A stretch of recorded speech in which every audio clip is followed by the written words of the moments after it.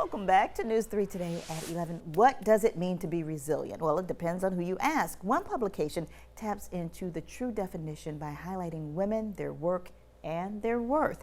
Tia Acker-Moore is a motivational speaker, coach, business advocate, entrepreneur, author. She does all the things. She's also the CEO and editor of Resilient Magazine. She joins us now with more. Thank you so much for being here today. I have to take a deep breath just thinking about all of the things you do here in the community. But today, we are here to talk about a big celebration, and that is the 6th anniversary of Resilient Magazine. Yes, can you believe it? I cannot believe it. Cannot believe it. Now this month you are on the cover, and why is that?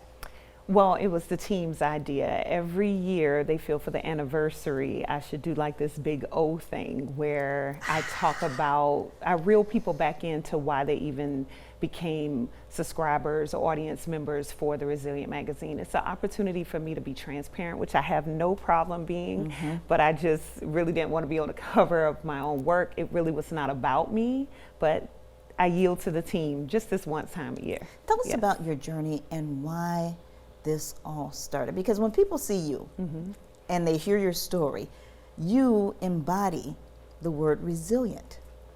Yes. It's hard to put into words, especially after this week. You know, I really have been on the journey of resilience for a long time, probably since I was 11 years old. It was a challenge in school, academically. It was a challenge in my adulthood, just finding my voice and myself.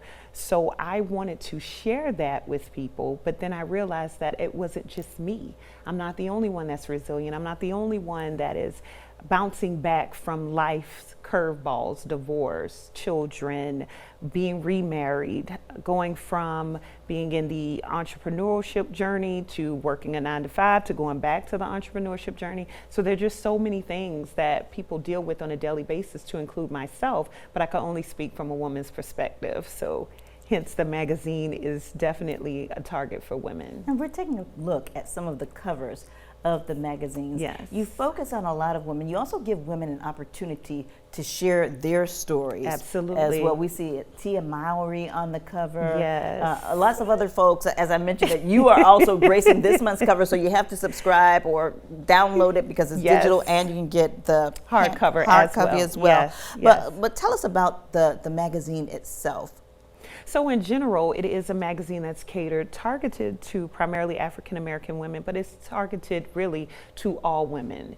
I can just, again, it was from my voice, being an African American woman, I wanted to target my ethnicity first, and simply because we see so many things every day on social media, mainstream, but we don't hear about the everyday woman who made it happen, the teacher, the lawyer, the single parent, the overcomer, and I wanted to talk about that. So of course we do have celebrities who are in the mix, who help sell the magazine, of course, but I feature someone from my city, of course, Savannah, Georgia, twice a year, because I want to talk about our stories and what makes us resilient. And the one thing about it is some of the covers we've had, they've had dicey interactions throughout media. And so people think that I'm going to talk about that. But as soon as I send my questions over, I don't want any negativity. I don't want to know your business. I want to know your story. I want to know what makes you resilient. I want to know what makes you get up and go every day to be who you are. And so that particular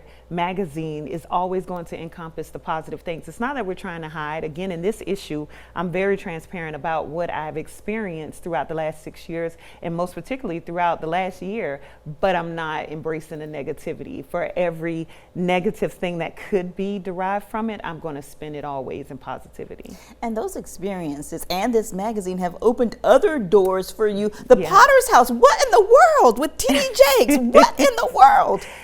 A man's gift, right? You know, my pastor would always say that a man's gift will make room for them. So in this case, a woman's.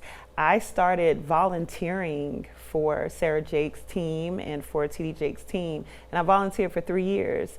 And in that capacity, I introduced myself on so many levels. I sold myself. I showed up before everyone else did. They were surprised that I was traveling from as far as I did, and I did miss the conference last year due to my own business affairs, and I'm trying to make it this year. But they brought me on as an intern because I was doing the work, and that's really what it was all about. I wanted the collaboration because I don't believe in duplicating, I believe in emulating. So I wanted to just work with them because I saw something that I liked. Oh, Tia Acklemore, thank you so much for the conversation. We can go on and on and on, but if Yes. you'd like to find out more about Tia Yes. and how you can subscribe and the magazine, go to our website, wsav.com/resilient. It's always a pleasure. Thank you so much. Thank you. Always. Thank Stay you. with us. You're watching News 3 Today at 11. We'll be right back.